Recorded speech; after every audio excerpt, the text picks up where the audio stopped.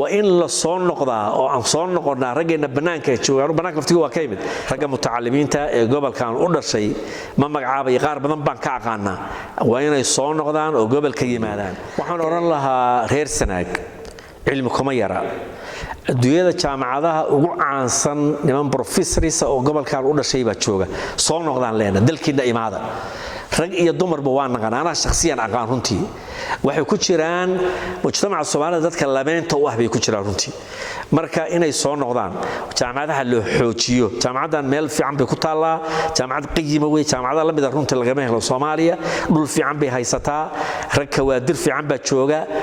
maktabada fiican baa hadda ku yaala waa in la soo noqdaa oo aan soo noqonaa ragayna banaanka joogaan banaanka laftiga waa ka yimid laakiin dalka maanta banaanka waa ka jecelahay runtii fikrada khaldan baa inaga naga dhaadhacsan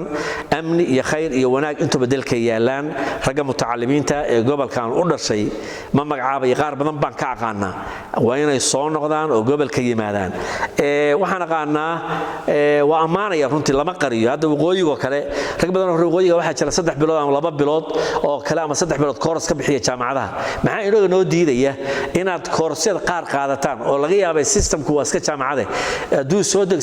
semester hebel baa maada hebel soo degaysa isku soo aadinaysa ardada u dhigaysa waa laabanaysa waa mufiid aad balgaaga faa'iideysanaya marka waa leeyni baahan yahay gaar ahaan mutacalimiinta dhan baan la hadlaya Soomaaliya oo dhan whole the country baan runtii u hadlaya Soomaaliya oo dhan min daraf la daraf dalka lagu soo noqdo umadana waxa la baro dalkeena ma horeyno adduunyada maanta Soomaaliya la soo aaday bal xagee lagu arkay dal bad leh oo beera leh oo xoolaha haysta adduunyada laga ma helo saddexdaas